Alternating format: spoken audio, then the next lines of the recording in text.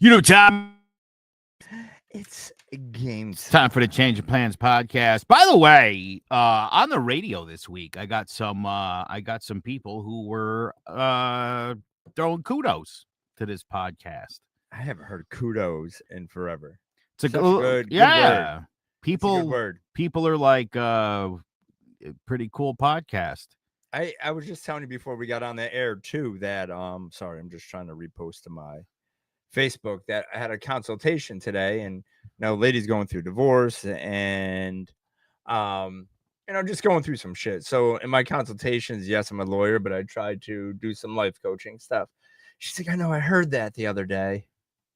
When you said about making the kids the most important thing and putting their needs before their own. No, it wasn't that one, but it's like every day. No, I like, get it. I get like it. It's That would have been nice though.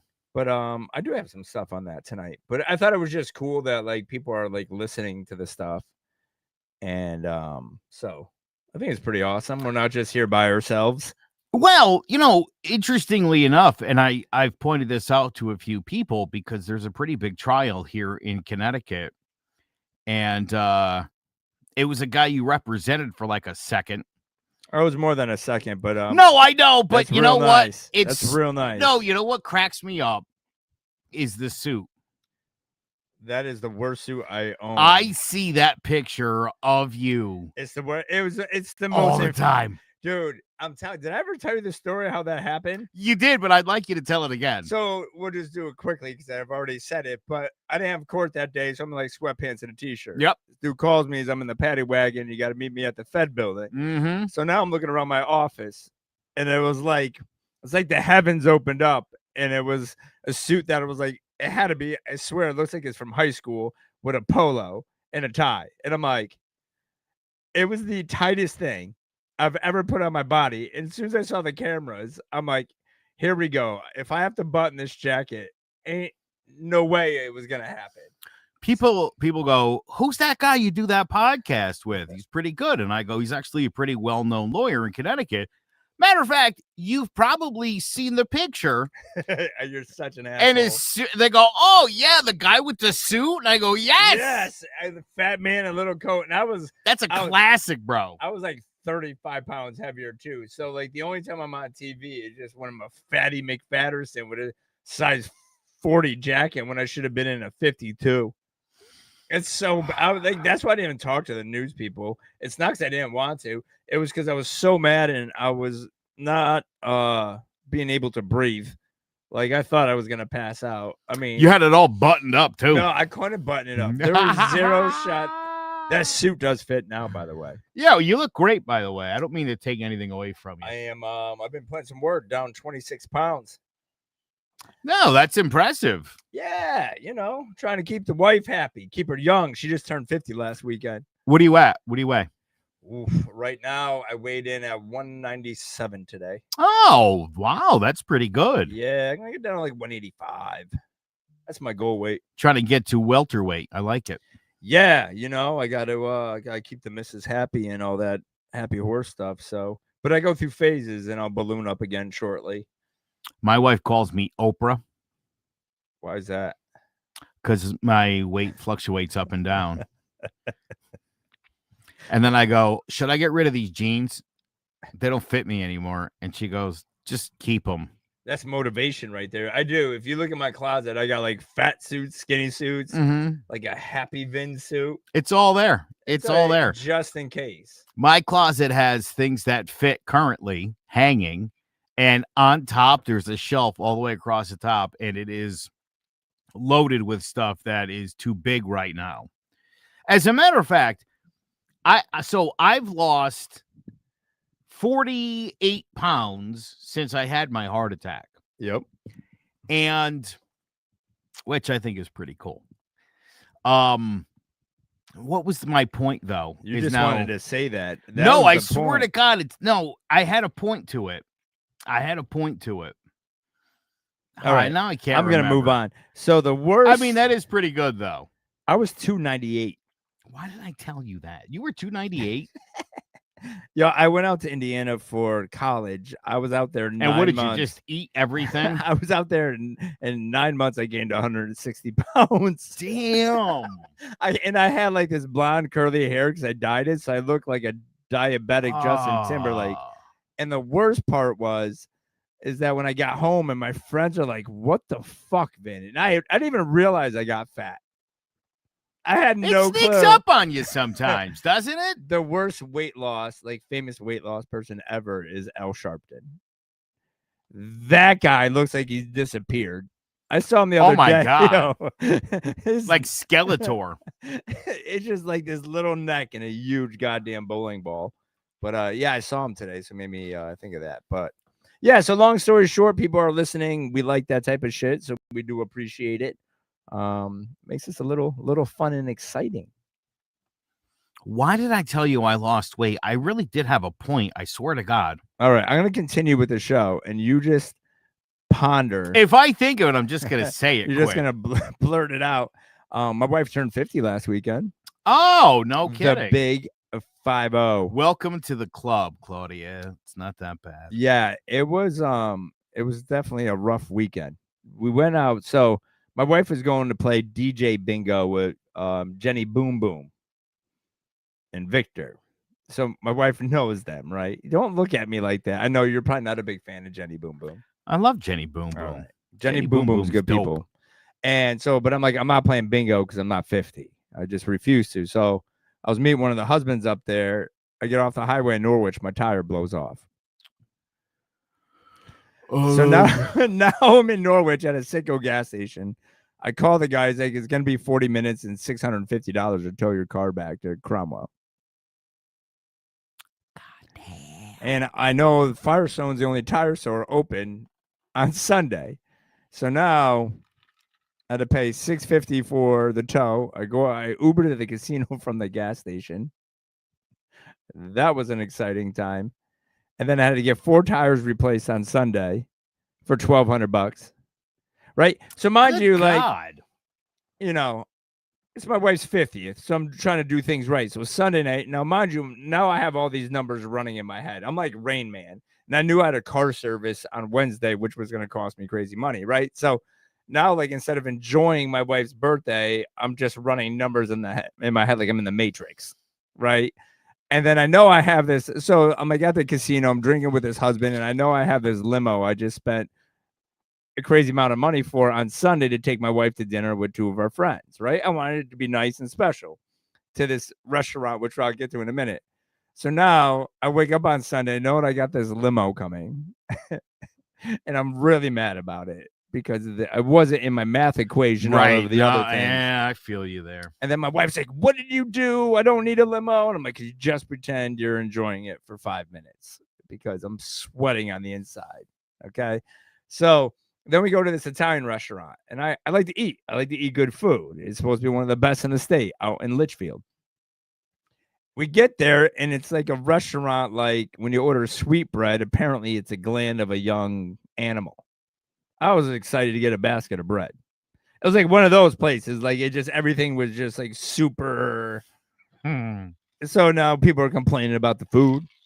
I mean, the food was good, but it wasn't like, hey, I'm going to get a big bowl of pasta and be a fat ass and eat a loaf of bread. So then I'm just like. Sounds nice, though. And I'm just like looking around the table, and I'm like, people aren't even enjoying this meal. And then I'm still in the Matrix about the numbers. So it was an interesting weekend. But I can't believe my wife's 50. She's going to be so mad I'm saying it so much. She's 50. And for all you people out there want to know what my wife looks like, on my Facebook page, she ages like a mermaid. It's infuriating. How old is she? 50! The big I like it, though. I've always been a cougar hunter. Like, I'm the older the better for me. So. And why is your wife friends with Jenny Boom Boom? Because my wife. No, I'm not, and nothing against Jenny Boom Boom. I'm just curious. I don't know. My wife worked in the bars in New York. She knew Victor. I don't know if that's her man or whatever. They do a podcast together. So she got invited up there. All right. My wife was big into the music scene back in the day. She was almost a New York Knicks dancer. She made it to the final cuts at Madison Square Garden. I think she still got it, too. You would know. No, she's not out here doing cheerleading dances in my bedroom, dude. If she was, I would not be here on this podcast. That's hilarious. This By the way, podcast would end immediately. well, that's good to know that you're not getting. That's good. I'm glad. I know. I'm just saying, I'm not getting I'm glad cheerleading routine. She's not like one of the Dallas Cowboys in my room. Have you ever asked? No, but I know what I'm doing when I get home. I mean, I would ask. No, I think this podcast is over. I got to go. I would think if you did really good. You know what I mean? Yeah. You know, and they're like, you did good. Do really good. Yeah, it's just ridiculous. You just do a bunch of chores and stuff that she was going to do. You run all the errands. You cook dinner. Yeah, be good. Then you ask. See, Nicole, she said, at least it wasn't your grill this time. No, don't. See, I was going to pop it up on the screen and be like, now explain what the grill story is. Because I think it was right around the time you said about it blowing up in your face. No, and then no. So what's the story? Because I'm getting there, but you won't shut up. Well, oh my God, this is the problem. This is the problem when you do a podcast with a lawyer who wears tight-fitting suits sometimes. People don't be mad because all your suits are tight. They don't even want to be tight. They don't even have a choice. Listen, jerk. I just thought of why I told you I lost all the weight. My pants fell down today. The PJ pants you're wearing? No, right now? I know. This guy's wearing pajama pants. I look like the Big Lebowski right now. Zero effort. Like I look like the dude. I'm wearing pajama pants. I don't know what are these sales or something? The Nautica fleece pants. Typical New Englander. As soon as it gets a little chilly, the fleece comes out. It's wild. By the way, I had to mow my lawn before this, so because I did good. And that's you left all the clippings on the sidewalk. That's the most annoying thing in the world. Well, dude, I had to get a shower in before the pod, you know? Yo, could you put your hair back? And I can't even look at you right now. Why not? It's weird. It's all you can see. You look like a lion. I feel like a lion. Yeah. So, anyways, fender of the car. That's when I hit the homeless person on his bicycle. Oh. And it cost me like $2 or $3 grand to fix my grill because the guy couldn't stay off his bike on the highway. You're lucky it was a bum. I feel like bums settle. Bums are willing to settle for cheap. I got lucky because there was cameras everywhere. This guy was on the on-ramp, comes flying off the sidewalk right onto the on-ramp, and he missed the first car, but he got the second one, and that was mine. I was literally on the phone with another attorney leaving him a voicemail, and I'm like, I got to go. I just hit somebody on a bicycle. I hang up the phone. My intern's eyes are popping out of her eyes. She's like, did we just hit someone? And the worst part, and this is why I know I might not go to heaven if there is a heaven, because I was so mad that I was late for lunch. I made lunch arrangements, and this is what I got to deal with. And so I get out of the car. The guy, of course, is bleeding everywhere. I threw my gym towel at him and called the cops, but they let me go lickety split. But that guy probably had the best 5 days of his life in the hospital. That's the way I look at it. Would you agree a homeless guy's willing to take like a couple of bucks to,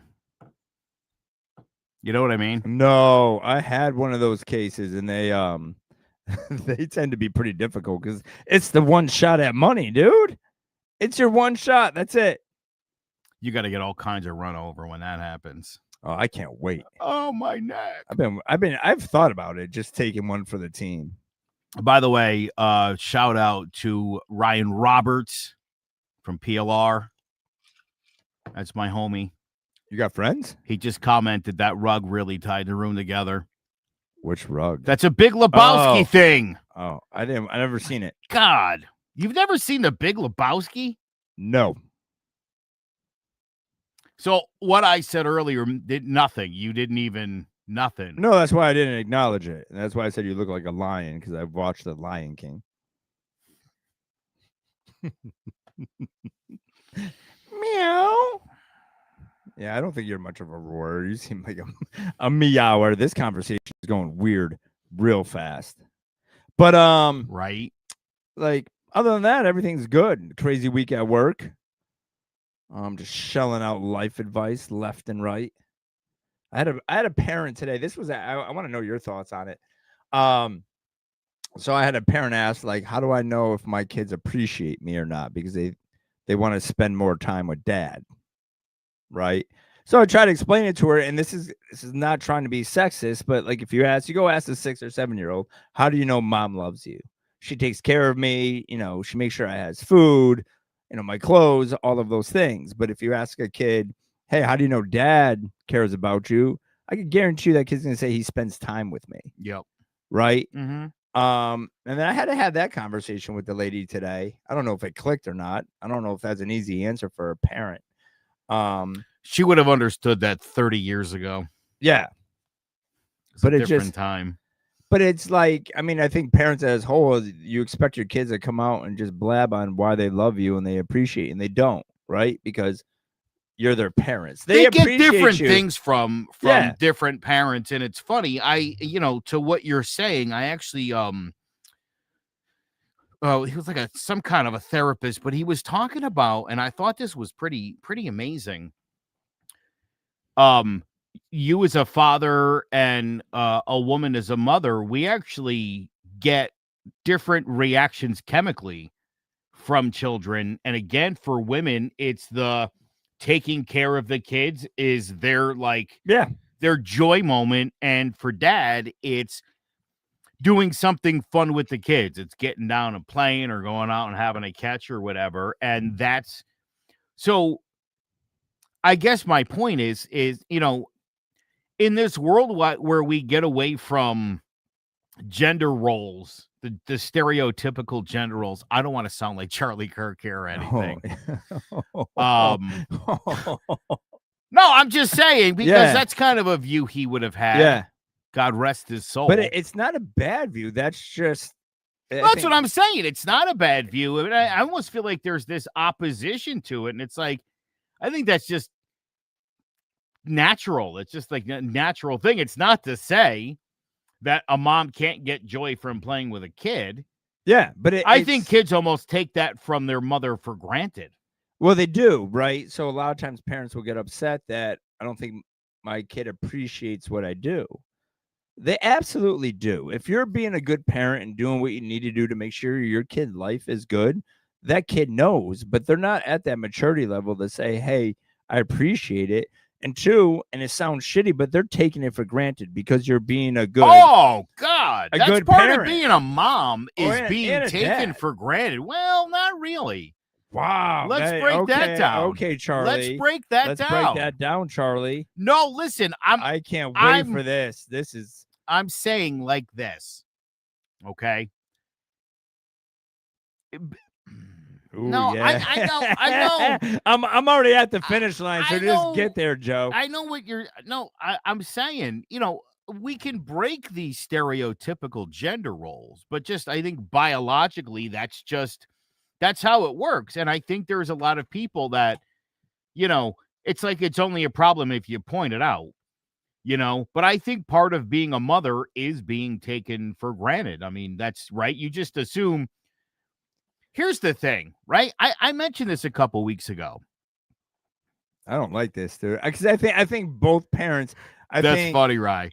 No, listen. Here's what I'm trying to say. Yeah, but I don't understand. So, are you saying that dads need to be like the kids need to tell dad, "Hey, I appreciate you. I don't take you for granted"? No, I feel like my kids tell me they appreciate me. They actually tell me that. They'll actually say those words to me because they want and get different things from me as the dad. There's things they don't even come to me with. Oh no, I agree. So all right, 100%. I think the point I was trying to make was, I think for a woman, the idea, right? Again, when I say moms are taken for granted, we all take our moms for granted, right? I was going through my, and I mentioned this on the last podcast. Deb Kern from DCF in New Haven, who's terrible at her job. Really not good at her job. She was insistent, like, these are girls, they need to be with their mother. And I was like, their mother's a sociopath. What are you talking about? They're not going to get anything good from this lady. So, like, stop. again, she was stuck in this idea that they're girls, they need to be with their mother. No, they're Yeah. girls, and they spent almost 99% of the next 2 years with their dad. No, and I agree. And I will say, from a course perspective, that the kids need to be with mom more than dad is not the case anymore, which is good. But I think, to your point, and I think as a bigger picture, your kids are going to go to each parent for different things. Yes. Right. And I could say that being a stepdad, where all four parents, his stepmom, myself, Mike and Claudia, we all have our own roles. Right. So Jess will go to his stepmom for certain things, me with certain things, Mike with certain things, and his mom for certain things, because we all play a role.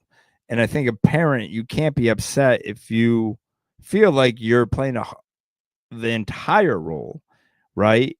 When you're not, because you can't provide what that other parent can, right? And you don't have to. You don't have to be everything to your child. Sometimes you do. You're a single parent, father, mother's out of the picture, and that's a shitty part. I mean, Joe, you know that. Like, when you're picking up everything and you're trying to be everything for your children, and that's just impossible to be. But so I think it's just, I really try to stress to my clients, like, you just got to be what your kids need you to be for that moment, right? You don't got to be everything. Just be what they need you to be for them, and let the dad or the other parent or mom or whoever be that person for them.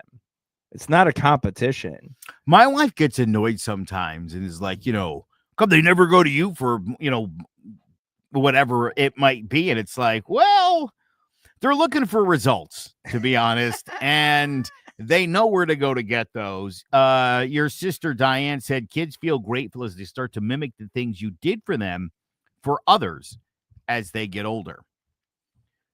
And Nicole's got a good one here. She says, just be present, not perfect.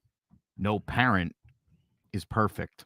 That's 100% true too, because if you think about it, I like Nicole's thought. Keep the bar low. Yeah. Well, no, then you don't disappoint. But if you go and if you think about it, when your kids get older and they talk about you, they're not going to talk about the things you bought them. They're going to talk about the times they went on a fishing trip, or they did something with their mom or their dad. They're going to talk about the time. The kids don't care about the shit you buy them. They may now, but they never remember it. But it's being present, especially if you're in a divorce situation. You have limited time with your kids, right? So stay off your phone, stay engaged, right? And I have to have that conversation more with the dads and the moms. And that's just, I don't think, I think there's still this sense of, if I provide money and things like that, and I buy you stuff, that's enough as a father. Like, I think for a long, long period of time, fathers were just providers. Yes. Right? That was the traditional role of a father, is all I got to do is provide. I don't got to bring anything else to the table. And that's not the case, because your kids remember that. Even if they're in your house and you're with them, but if you're not engaged with them, that's what they're going to remember 10 years from that point. Well, sure, right? Think about when you broke up with somebody. Who did you go to? Who'd you go cry? Whose shoulder did you go cry on? Your dad's? No, but I don't talk to my dad. No, well, your dad's a piece of shit. So why would you? But yes, no, you go my to your dad mom. would have. I didn't tell my dad anything. I don't think there was ever a day where I was like, Dad, I want to share how I'm feeling. We never, ever had any sort of a conversation like that. I literally, Jess is away at school and he tends to get a little homesick, and he has those conversations with his mom. But I would never know unless his mom told me, because he doesn't have those conversations with me. So when I talk to him and I kind of know that's going on, I casually bring it up in some conversation, and then I'll talk. But that's not the stuff he goes to me for.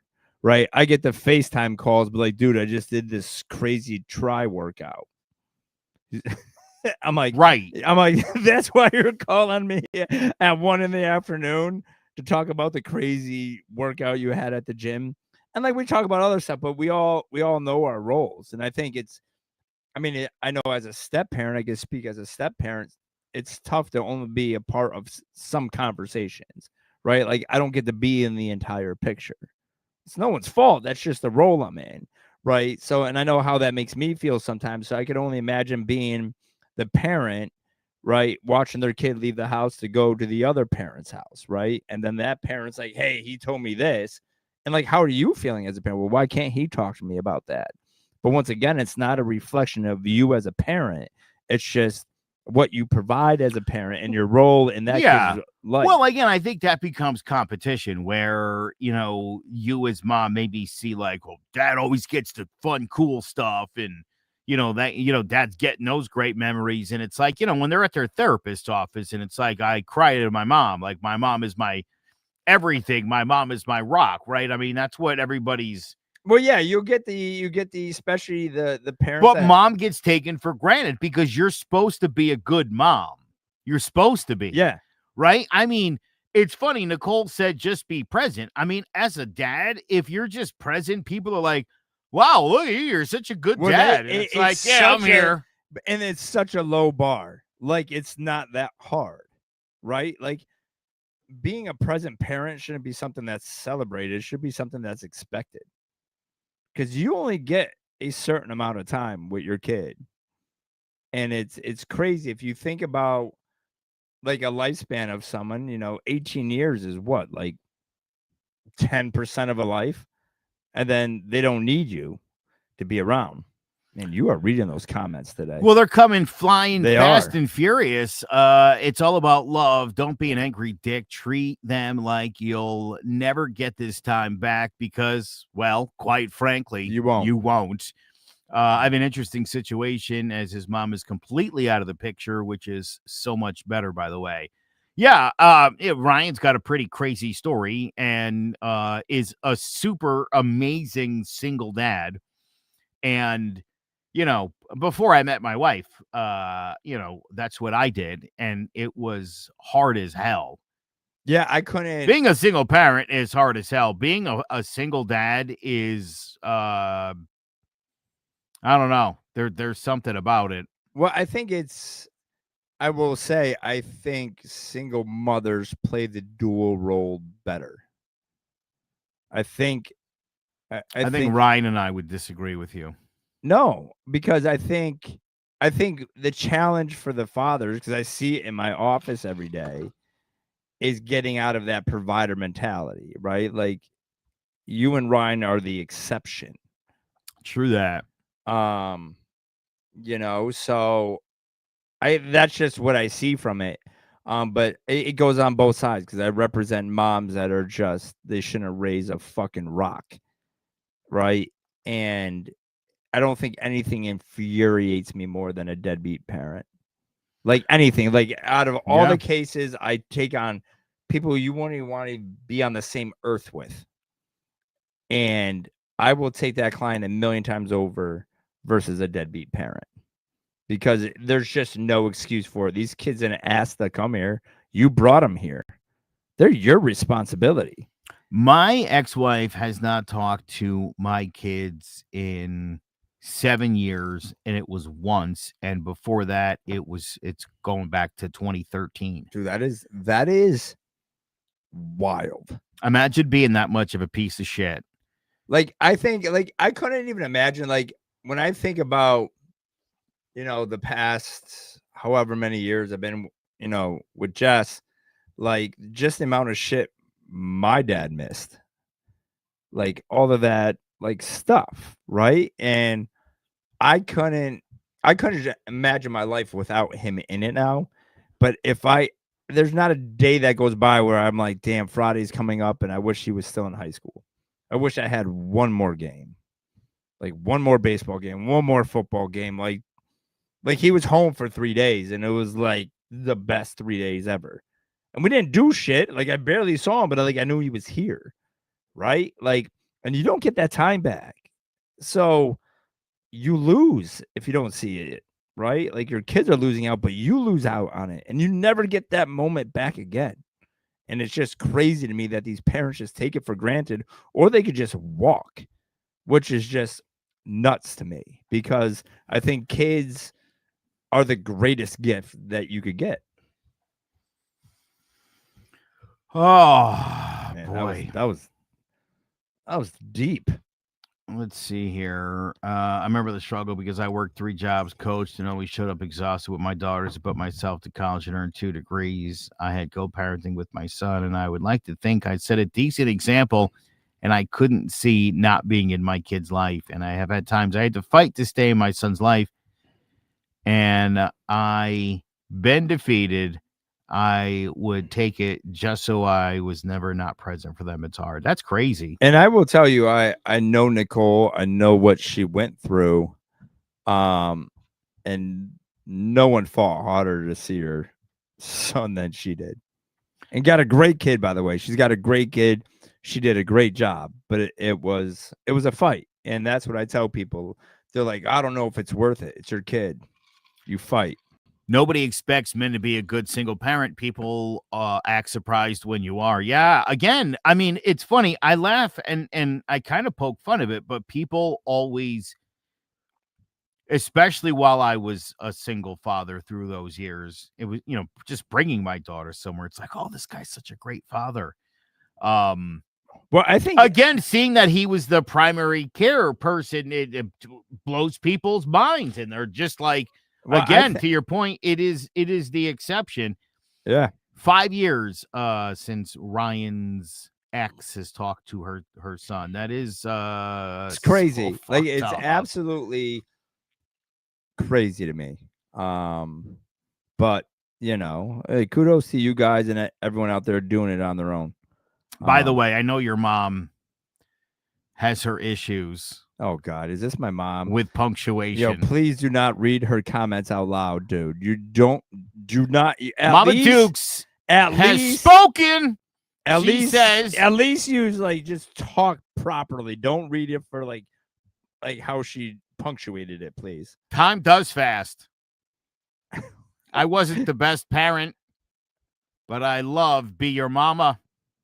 To you, Vincent and Diane. Words of Phyllis Provenzano. She should write for Hallmark. Ma, you did great. You were the best parent ever. You are an awesome dad, and Joe. Oh, you're so sweet. That's just lies. You too, Vincent. Great dad. Fake dad. Fake dad. I had my buddy tell me that once. He Did I tell you parents me that? now, reminds me my worth, and tells me he wouldn't be who he is today without me. Words I have desperately needed the past 2 months. Big facts. So, yeah, it's stressful when you're going through that. And the lady I was meeting with today, she's like, what did she say?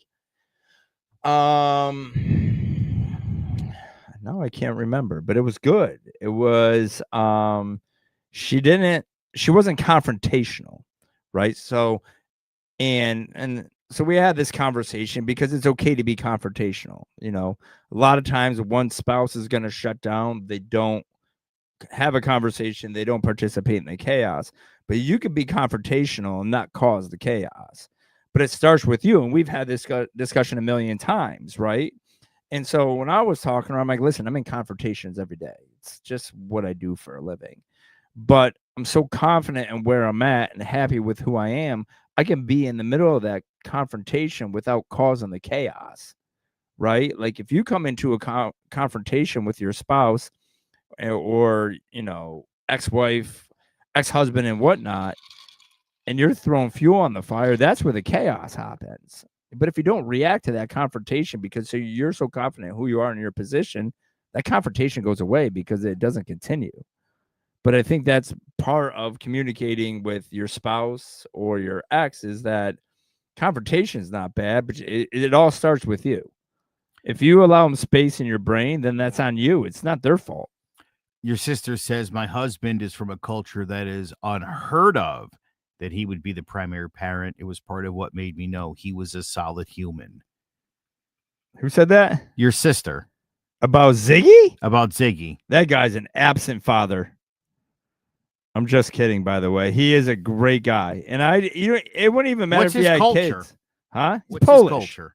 Oh, Polish. Like he's Polish. Oh. Like he's Polish. I thought he was Greek. I mean, he could go Greek, Polish, Spanish. He can flex everywhere. It's nice. He could be just a tan white dude, but his name is Ziggy, so that gives it away. Yeah, but I he's a like great that. guy, and he puts up with my sister, which is just. From what I've heard, Di. I've already nominated him for the Nobel Peace Prize. Him and Trump. Let me ask you this. If you want to go there for a minute. Let's just say, and I know this is fucking nuts.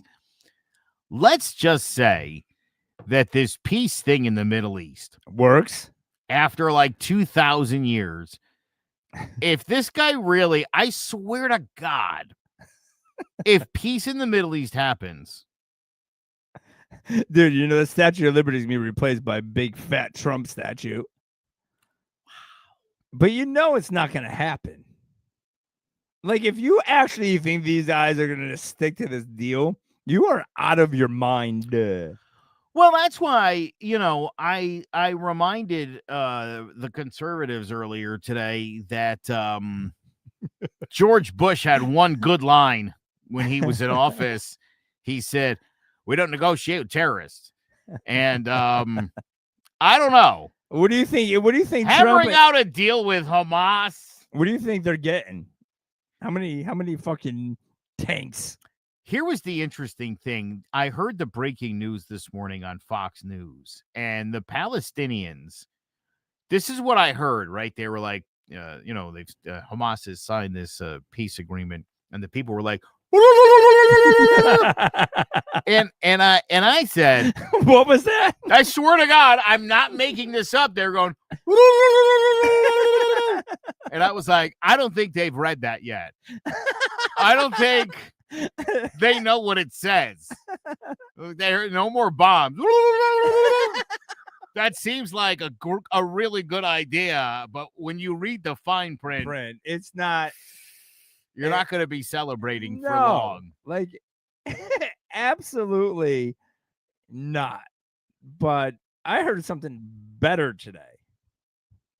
Like, even better than that. Oh, I know what you're talking about. So RFK comes out again, and he found the second cause of autism. Right? So here was his rationale. If you get circumcised, yep, too late, you got to take a lot of Tylenol. And then that combination leads to autism.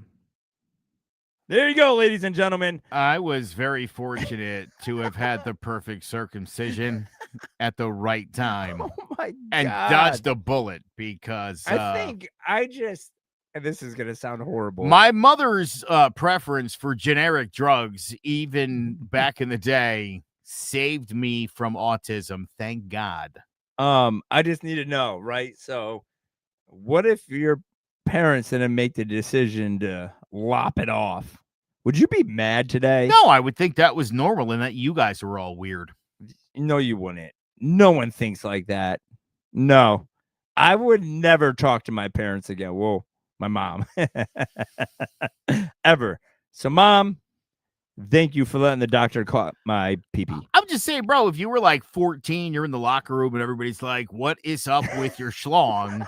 You could always just go see the doctor and be like, dude, clean this shit up. What are you doing? I'm not doing it at 14.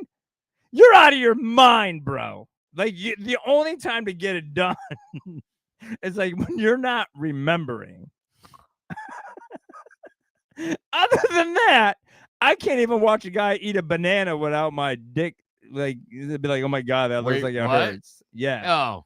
Yeah. Oh, boy. Yeah, I can't. Like, there's a couple of things I just can't do. I can't watch a dude eat a glizzy.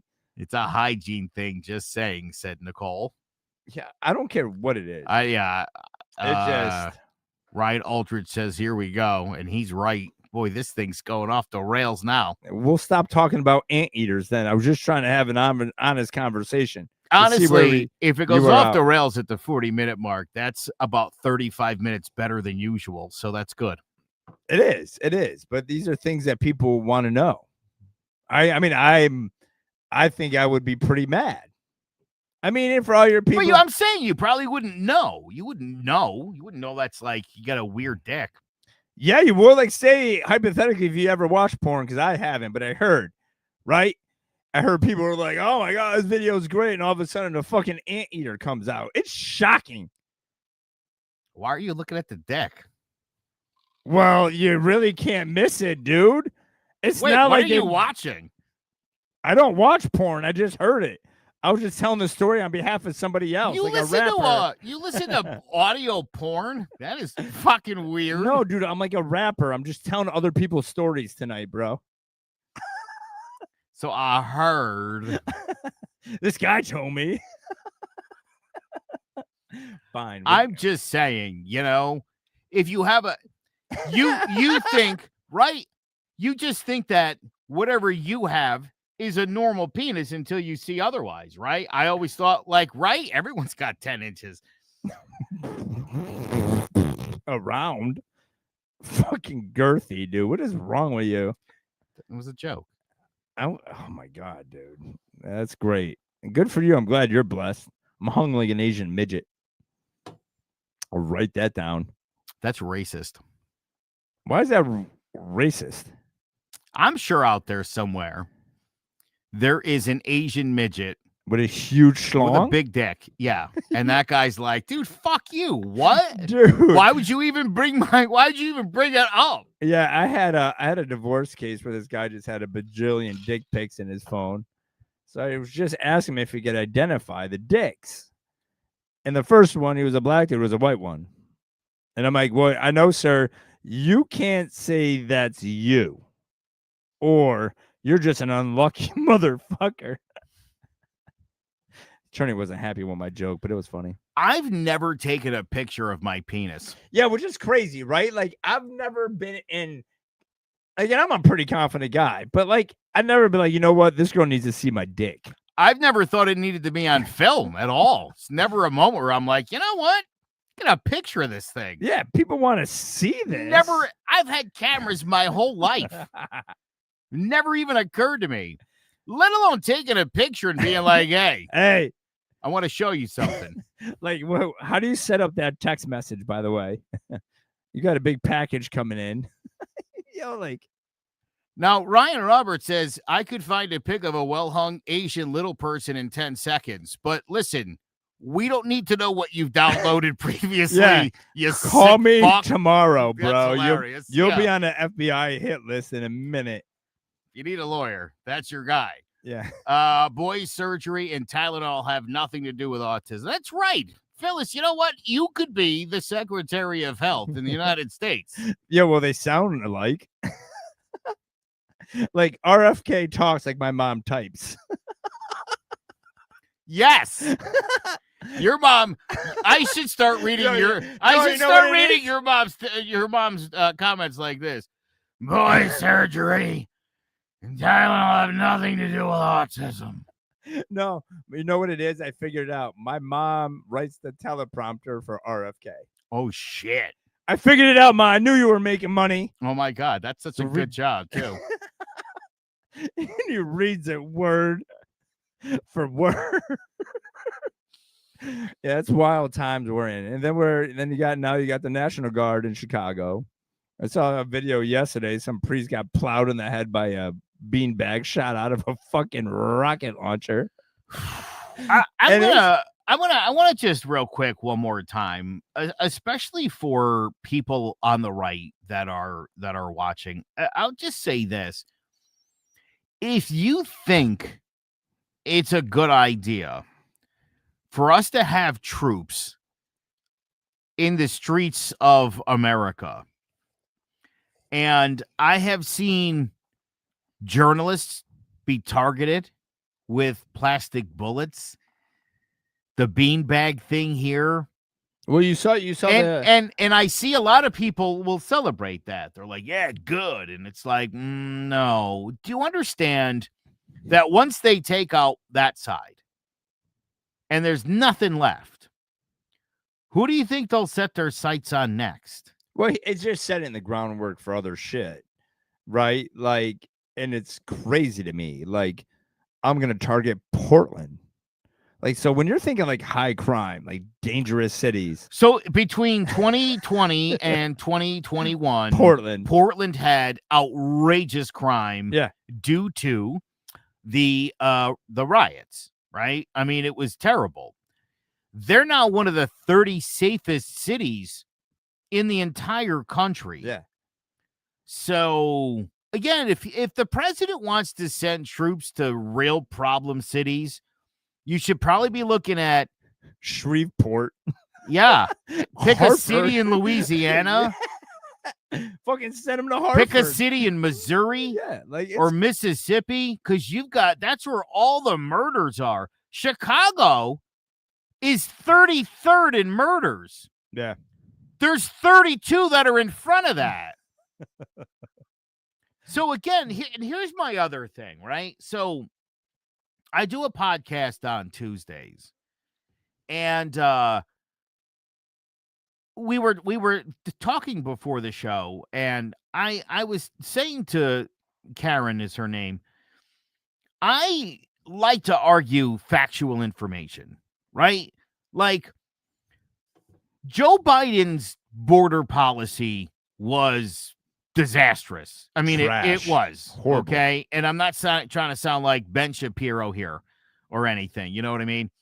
But it was bad. It didn't go well. I have a really good friend who is a American citizen. He's originally from Mexico, served in the armed forces. He's very liberal. He's a talk show host in El Paso.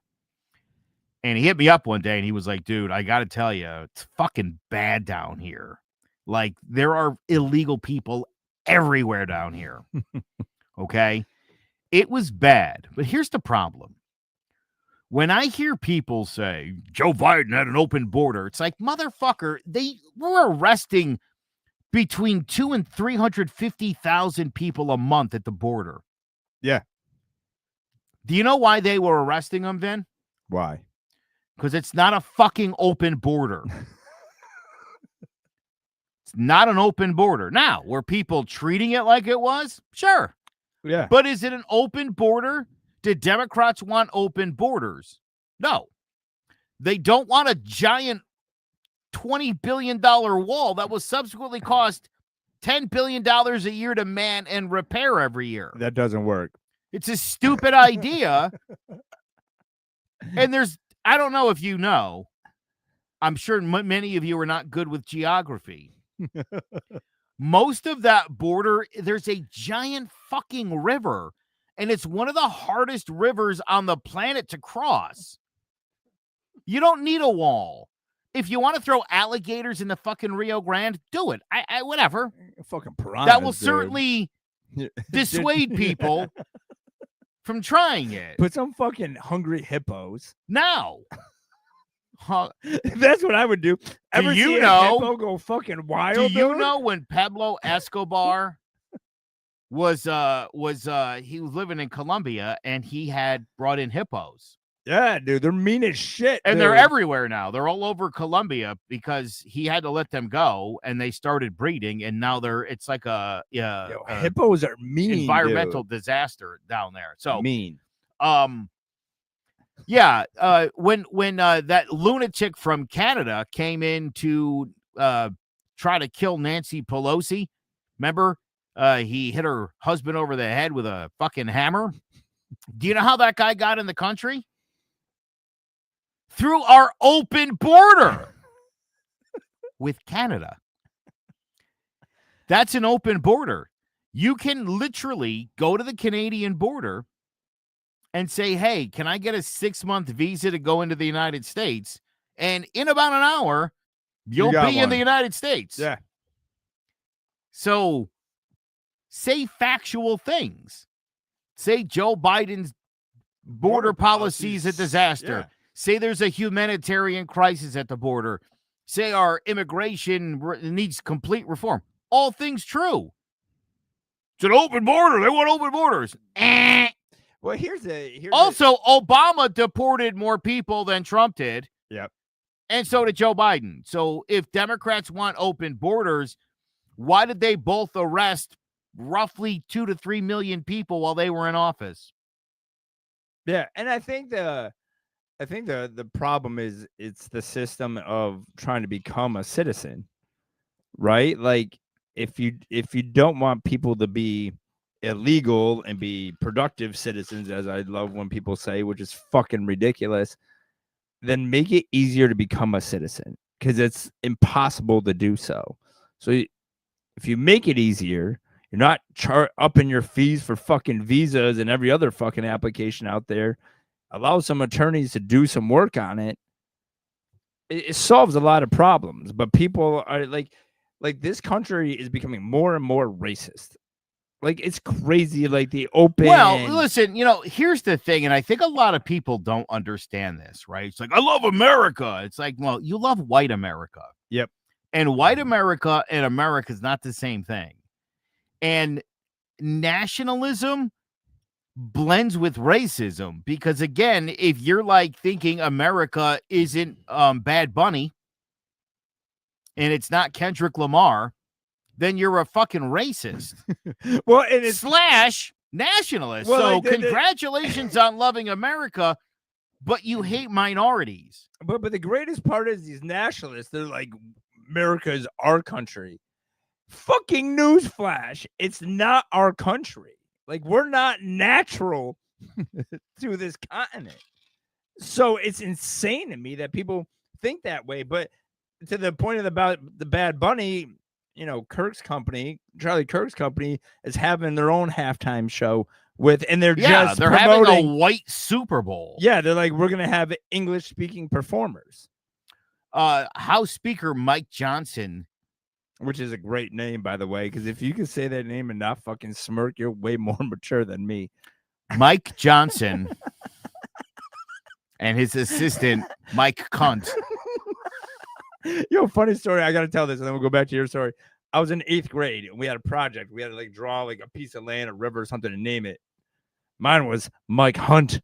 I love that. It was the greatest moment of my 8th grade career. Mike Johnson said the halftime show should be Lee Greenwood. It's like, motherfucker, what do you think this is, 1991? Lee Greenwood? Is he even alive? I don't even know. What the fuck are you talking about? Lee Greenwood? Who the fuck even asked? Also, here's the thing about the Bad Bunny selection for the halftime show. Number one, I don't give a shit. I don't like reggaeton. I'm not going to watch the halftime show. I didn't watch Kendrick's last year. Yeah. I watched it afterwards when I was like, why is everybody freaking out? And I was like, shit, dude, this guy's fucking really talented. Yeah. And now I'm really a huge good. Kendrick Lamar fan, motherfucker. Yeah. Like I might actually watch Bad Bunny just because I want to become a fan, because I want to like it. Well, the best just part, to piss people off. Like the best part about the Kendrick Lamar thing is I love hip hop. It's just calling Drake a pedophile on the halftime. I was stage. telling a buddy of mine that the other day. I go, like, that whole halftime show was one guy calling another guy a pedo the whole time. It was the greatest thing. But but from a business aspect, you understand why the NFL did it, right? You're trying to make this a global sport, all the stuff. P.S. He's an American. Like, the people are like, we need an American performing, and ICE is going to get him. Like, hello, everybody. If you don't know who Bad Bunny is, by the way, he is the Taylor Swift of Spanish music. He is like a fucking icon. Yeah. I couldn't tell you, honest to God, I could not tell you anything he does or says. I saw Happy Gilmore too, and somebody was like, that's Bad Bunny. I did not know who that was. Oh, he was on SNL last week. He hosted SNL, and he, by the way, he absolutely killed the guy and poked fun at the fact that yeah. he knows that there's racist backlash to him being the halftime show, which, again, listen, I guess this is the other thing that I think a lot of people don't understand. DEI isn't just about race. Yep. And DEI isn't about lowering standards. DEI is about creating opportunities for women and minorities and LGBTQ people to get into industries. Like a lesbian living in Brooklyn You might not think that girl dreams about becoming a pilot. So they have programs for lesbians in the city, okay, to encourage aviation. You still have to do all the shit that a regular white guy would do. But they have like outreach programs because we're trying to diversify. It's funny, Pete Hegseth the other day. This guy. No, I don't even want to talk about his fucking fat shaming general speech, which was, I mean, honest to God, one of the biggest waste of time and resources in American history, and I hope that's documented. Here's the fucked up thing. When that piece of shit got his master's in college, do you know what his thesis was? Strength and fucking diversity. So when I talk about people like Candace Owen and Ben Shapiro and the late, great Charlie Kirk, and I say they're opportunists, that's the shit that I'm talking about. That 2 years ago, they'll tell you one fucking thing, and then when they see something's politically opportunistic, they jump all over that shit. Yeah. Watch out for people like that. Or J.D. Vance, who thought Trump was the fucking devil a few years ago. And now he's just his hand puppet. Yeah. But J.D. Vance said Donald Trump was America's Hitler back in 2016. Now he's second in command. But here's the thing, like I don't like people. Listen, as much of a fucking moron as I think Trump is, he sticks to his guns. Yeah. I'll give him that. He's consistent. He's consistently fucked up and bullshit, but you're not shocked by anything Donald Trump does. You're not shocked by it. We've normalized that behavior completely to the point where you have Pam Bondi and Kash Patel and people like that now testifying and refusing to answer any questions after promising the most transparent government in American history. Not getting any of that. You know what you're not getting? The fucking Epstein files. Well, it's like, but to your point is everyone's putting a spin on everything, right? And this is what drives me crazy. They hear something on Fox News because it's politically opportunist. That's what it is. So, like, instead of sitting here listening to people and having that in the back of your mind, well, what is their end goal, right? And then come to your own decision. You're just believing like this crazy shit. It's like Trump appointing his personal attorney who did insurance defense. That all of a sudden she's fucking running criminal indictments. Dude, that wouldn't happen in fucking New Britain, Connecticut. Like, she wouldn't get hired at my fucking office. Like, I would not hire her to do a criminal case. Are you out of your mind? And this bitch is running around indicting everyone and their fucking mom? Like, that is the craziest thing in the fucking world. Let's say going to your vet, right, who's been working on your dog for fucking 12 years, and then you go in and be like, dude, I got a tumor in my brain. You a brain surgeon? He's like, yeah, I think I can figure this shit out. Like, but like that's the like, but even on a state level, like when I'm dealing with a lot of these judges, and like especially there's been a new crew, and I'm looking around, I'm like, what the fuck? Like, is this what we have? And they're political appointments, a lot of them, not all of them, but you don't have to be a practicing lawyer to be a judge. You could be in the legislature, you could be some admin, like whatever. So people think these judges are like, oh, they have to know everything. They're judges. But like they are the least, some of them are the least qualified people to be in that position. But because of politics and friends, and listen, that's just the way the world works. That's the reality of it. I'm not bitching about it, but it's crazy to me. Like, it's absolutely crazy. And if, regardless of what side you're on, and if you don't think all this shit is fucking wild, right? Like you're just in complete denial. Because if this shit was 15 years ago and be like, yo, 15 years from now, this is the shit that's gonna be going down, you'd be like, not today. Never mind, these people don't pass the look test, right? Like, you're at a job interview, right? Patel comes in, fucking bug eye, look like he did like 8 pounds of coke and staring at you. Dude, I'm not hiring him to work out at Fryolator. He is the first guy who hasn't blinked in 2 years. He's the first man to head the FBI who wasn't an FBI agent. Not good. Great line, by the way, by Ryan Roberts. He said JD Goebbels. Fantastic. And then Nicole said, because people don't know how to think for themselves these days, they have to be told what to think. Here's the other thing. There's a lot of people that say shit like, I'm going to do my own research. And that sounds like a fucking great idea. I love that. I love that. It sounds like such a good idea. And then someone tells you the term confirmation bias, and you're like, the fuck is that? It's when you look shit up to find out, like you're trying to prove that you're right, and you're like, yeah, 8 things down in Google, I found that there's a reason it's far down.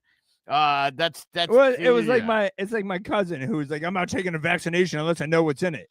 Like, you're gonna read the fucking ingredients and be like, yeah, that's the right combo. Joe, says your sister, I'm surprised you're not a Candace fan. The woman is a truth slayer. I'm a little obsessed with the lengths she researches. Loving tonight's show. All the feels and all the laughs all at once. Here's the thing about Candace Owen and why I say Candace Owen is a giant piece of shit. Ready?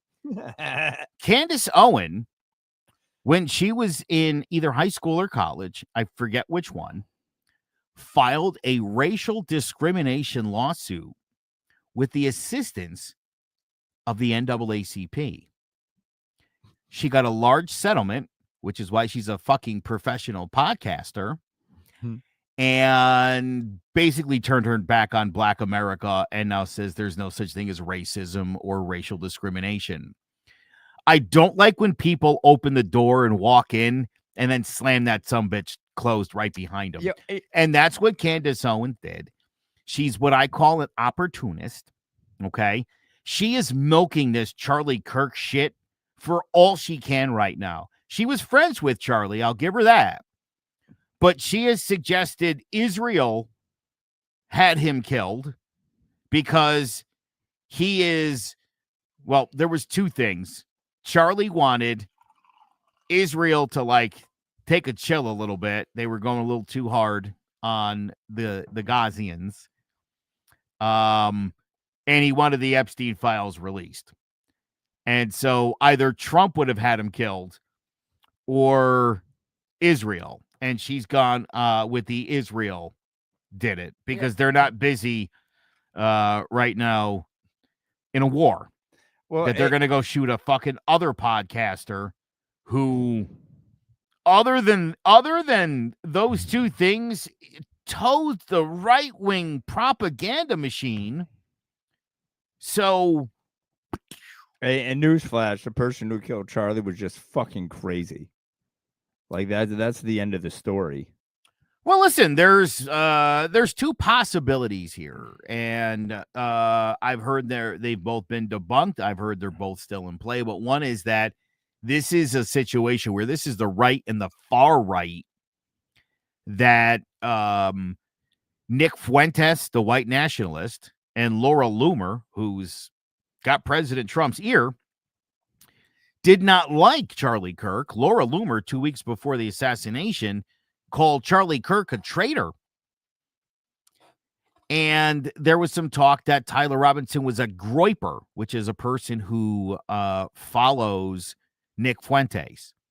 Now, the other thing I heard it was debunked, but I don't know that to be true or false, was that Tyler had a roommate who he was dating who was transitioning, and he didn't like Charlie's call for the extermination of transgender people, because Charlie did say that he thought all of those people should be exterminated. It's a pretty nasty thing to say. It's not racist, but it's a pretty nasty thing, especially for a Christian to say that any people should be annihilated. That's a weird thing to say. So yeah, but my point is, even if that's the case, he's just fucking crazy. Like the shooter had some issues going on, right? But and we got into this and this is, I don't want to speak ill of the dead, right? You got a right to say whatever the fuck you want. I agree. No one should be shot over what you're saying, right? But in this climate where violence is fucking promoted to the end of the earth, you fucking play stupid games. you're getting stupid prizes. And that doesn't justify it, right? But you're getting what you ask for when you're inciting violence and inciting this masculinity and all of this crazy fucking shit that's going on. And then people are shocked when people react in violence. And now it's just it's a mass shooting a day and no one cares. Like, it's not a news story, right? You're going to be able to watch your fucking sitcom and they're not breaking the news for it anymore. You may get it in your Facebook feed, which is where we're at, which is crazy in itself that it's normalized. Oh yeah. You know, and it's sad. Like, I mean, I know in my profession, the things I see, I don't blink anymore. Like, I don't react to anything. I see something on the news and I'm like, I just shrug my shoulders because I'm like, yeah, that I see that shit every day. And it's legit crazy out there. What do you guys think of Dean Withers? Do you know who Dean Withers is? No. He's a younger kid. He debates people. He's very young smart. kid, has like shaggy hair, looks like Shaggy from Scooby-Doo. I'll say this. Here's what I think of Dean Withers. I think his mom had a fair amount of Tylenol when she was pregnant with Dean. But I love Dean because, and I've been doing what Dean does for years, is I'll beat your ass with facts. Yeah, he's a fact checker. You know, I think that's the best way to combat people. And, you know, I've had so many people over the course of my podcasting and radio career, after I explain shit to them, that they go, oh, I didn't know that. And it's like, well, it's true because I researched the shit out of things. And I am a fact checker. If as you know, I was at a softball game for my daughter like 20 years ago. And my ex-wife's husband was talking to this guy next to him. And he was talking about the Boston Red Sox, who I'm not a fan of. But everything he said about their starting five was incorrect. It was inaccurate. To the point where I had to lean in and correct him because I hate when people spread misinformation, even at that level. Diane says, I appreciate your perspective. I know that about our history. I appreciate that is a place to talk about all things. Listen, I think again, I think it's good that there's people like Candace Owen out there because I do think she brings up some good topics, and I think it's important to understand, listen, that's how some people think, and that's fine. As I've said before, it's a white landowning, heterosexual white guy. It doesn't matter who's in charge. I'm fucking killing it. I mean, I have a fucking sweet colonial in a nice suburb. I own my car. Get a fucking landscaper who comes over and takes care of my shit. You know what I mean? Why are you talking about my life? It doesn't matter. Right? Like, we good? We good? You know what I'm saying? We good? That's always when we need a car, we just call up and get a car. Yeah.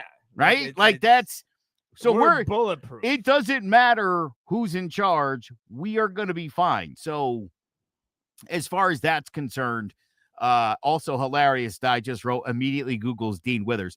Watch some of his videos. I'll tell you, you're gonna think he's a smug little shit. But I like that. And again, factual information. Well, the difference between him and Charlie, he was facts. It was just Charlie played move the goalpost. Yeah. That was the game. And I will tell you, he was phenomenal at it. Oh, he was great at what he did. Phenomenal at it. Great. Charlie was absolutely amazing. I will say this, and I one of the things, it's interesting. If I probably the last 4 months before Charlie got killed, I actually was watching a lot of his videos. Now, I was watching them because I like watching him get roasted.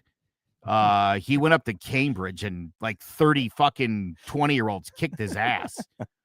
Well, yeah, I mean, you got to know. I think I told you, they were talking about abortion, and he talked about when the embryo and the sperm get together, and he was like, and then that's when the magic happens. He was suggesting that's when God makes a baby happen, and it's like, Charlie, we know fucking science. Yeah, like science is real, and God doesn't make babies. That's not how any of this works. Like that literally was his argument. It was embarrassing. Yeah, to be honest.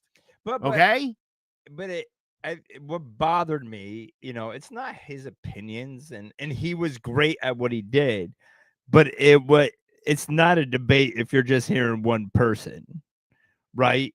Like, it wasn't something where you'll get, and I get this a lot in the courtroom, where I'll have another attorney on the other side, and we're not really having an argument. He's just setting his table, and I can say anything, and he's not moving off of his position at all, right? They're just a one-trick pony, and that's what Charlie did. He went there with an agenda, pretending to pose these debates, but it was really, no matter what you said to Charlie, he wasn't shifting his arguments, right? And it's a if that was your lawyer, that is a bad lawyer. Make a point about why abortion is good. Oh, there's just give me one reason. Just present like you're going to give me one reason in a debate. Why is abortion? Why should a woman have a right to choose? Well, that's a different question. Just answer that question. Give me one fact about why you think a woman should have the right to an abortion. Maybe she's not in a position to have a child. All right, well, let me ask you this. And then he would immediately change the scenario. All right, she's in her 9th month. The baby's about to be born. Could she have an abortion then? Do you support abortion? No. You're like, oh, holy fuck, dude. We were like 2 seconds ago talking about. Yeah. That was what he constantly did. That's why for some people who were fans of his were like, oh, he's killing it. It's like, no, he's not. Also, he was basically saying, I'll grant you that point, so let me make up a new scenario. Which you can't disagree with. Right. And it's like, well, they don't deliver babies and then kill them. That's murder, you fucking dope. Well, what threw me off about your first question is, are abortions good? And my answer is going to be no, because I don't think anyone who has an abortion is like excited about, like, it's probably one of the most difficult decisions you can ever make as a woman. So like, well, but there's a lot of sluts that use it as birth control. Yeah, but it doesn't make it good. No, that's not true. That's actually factually incorrect. And it's another bullshit talking point that people make up. Said that, because I almost fucking went under the table. Do you know who the number one getter of abortions is? Rape victims. No. Ooh, that's gotta be 2. It's mothers in their 30s who have multiple children. Oh, wow. Yeah. They can't have that 3rd or 4th or 5th. Doesn't make sense. Just like in nature. In nature, like eagles will have 3 babies. And then eat one. Yes, they'll eat one and spit up the nutrients for the other 2. And then if the other one of the 2 isn't like physically fit enough, they'll kick them out of the fucking nest. Oh, yeah, dude. They want to put all their resources into the one that's going to carry on the lineage. Now, I'm not suggesting that we should be eating your baby and feeding it to your other child. in nature, that's a thing that has sort of evolved. Yeah, but that's exactly what like these debaters do, right? They'll just take whatever position, and as soon as they realize they're painted in a corner, and it's like talking to a guilty person, right? Like, you talk them through it, and they're like, oh yeah, and you know how when someone's lying or they're trying to get out of something, when they repeat what you said. Yeah, they repeat what you said. So because their brain is thinking like, how am I getting out of this? So little tip for everyone, if you're trying to figure out if your friend, spouse, whoever is lying to you, if they start repeating the question, oh, you want to see my phone? Oh, you want to read my text messages? Oh, they're thinking. That means, you know what? You grab that fucking phone because you got them. So if you want to know if you got someone on the ropes, if they start repeating what you just said, yeah, that's the buy-in time. You got them cooked. What did you find on my phone? You found on my phone. You found a text message on my phone? Oh, you did? Yeah, that's Why don't you show me the text? That's yeah. They started swiping. What did it say? Dude, that's a surefire bet you're lying. Ryan Roberts comments, abortion is only an issue because of religion. Interesting. It shouldn't be, because it's not in the Bible, by the way. Look this shit up. By 1977 is when they turned that into an issue. And the reason why they needed an issue is because evangelicals hate to fucking vote. Yeah. I don't know what it is, but they do not come out in great numbers to vote. All you people just relying on religion, just saying abortion is a sin. Let me know what you're referring to and what you're relying on, because you won't find it in any of those pages. All right, we're gonna hit a couple of these questions real Yeah. quick, but because I do have to go because the Giants are playing the Eagles, and I need to watch the Giants lose. It's important to me. Go Pats. What inspires you? Wow, that's a deep one. I don't think anything inspires me. I just like living, and I like doing cool shit. You know, like I've only done cool jobs, I've only gone cool places, and I've only dated cool women. How about you, Vin? I was gonna What say the same inspires thing. I you? don't have anything that inspires me other than like I just want to be better for my family. But other than that, like I got a good life. I have fun. I enjoy every day for the most part. I got good friends, staff, and all that. I mean, if I had to pick something, it'd just be my wife and stepson, just because I want to be better for them. My family Yeah. inspires me. No, nothing inspires me. I don't know. We got one more. Or you got to go watch your stupid game. Maybe fucking Tony Robbins is the answer to that No. question. No, not that one. How do you express yourself when you're angry? Why would you want me to end? I'm going to need another 40 minutes on this. Jesus I Christ. did it on purpose.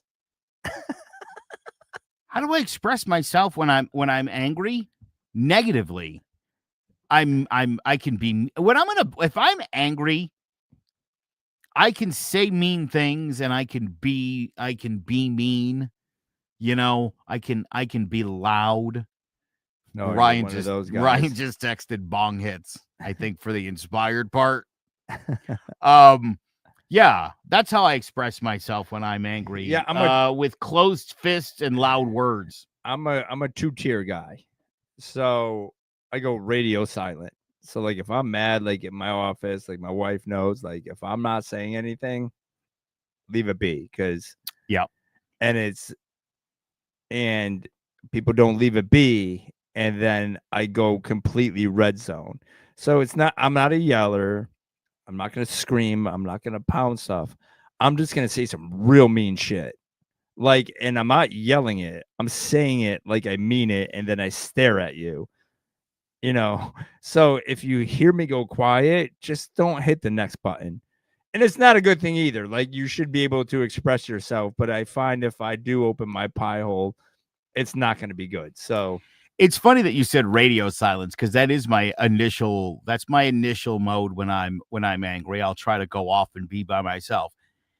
But if you're the fucking idiot that comes to like seek me out and you say the wrong thing, it's bad. Or worse, you make some kind of observation about how you anticipate I'm feeling based on how I look, I'll probably snap. Yeah, and I'm that guy. Like it's not like haha. Like he just says he's angry. Like it's a stone cold, and it will be the meanest thing you've ever heard in your life, and I won't blink. So I try not to participate in that stuff because I'm an asshole sometimes. I'm big on the dismissal, like the get the fuck out of here. I've done that to coworkers, my boss. That's sort of my default thing. It's like, dude, you could see I'm pissed off. Why would you come and seek this out? Just let me sit and stew. I'm stewing. I'm boiling over. Why?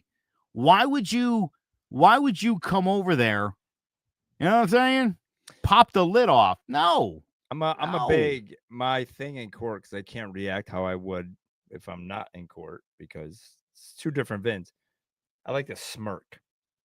I'm a big smirker. So when some asshole attorney's just popping off at the mouth and they wait for my reaction, I just smirk. I'm like, or I have my toothpick in my mouth and I just start talking to you with a toothpick in my mouth because it's nothing more insulting than that. But I think that less of a reaction in my job, the more they're reacting, the less I'm reacting. It just strengthens my position because now I'm living in their head. And now if I'm not giving them that fuel, their argument, that energy they had just goes away. But sometimes I do wish I could react in my job like I would if I was outside my job. Because it would be, I had one guy, he like threatened me in court. He was just like, you're lucky I don't see you in the street. So I gave him my address and told him I live on a cul-de-sac. And the judge is like, Vin? And I'm like, It's almost 5:00, Your Honor. We're good here. But like, because that's like, sometimes I forget what I do for a living, because I had one attorney leaves me a fucking crazy ass voicemail. Crazy ass voicemail. I went right to his office. I got my car. I drove to his office. I walked past his paralegal who was trying to stop me. And I just got in from him. I'm like, say it again. And I played him the voicemail. I was like, just repeat what you said on this voicemail. I thought he peed himself. I probably did. Anyways, we got to let Joe go watch the football game with this. We were a little bit all over the place today, but I thought it was a good one. Oh, I thought this one went great. All right. Did we have some? Okay, we had some viewers. This was a good show, Joe. Yeah, viewers and comments. You don't like to share the comments for some reason. It's because I can't see that far. I don't have my glasses on. I mean, usually it's about how great Joe is, and I'm sick of it. This was supposed to be my show. But Joe takes over. Can I help being great? No, I can't. Till next time, everybody, changeyourplanct.com. Check us out. If you want to hit us up, give us some suggestions on topics you want to hear from us. More than happy to oblige. Go Giants.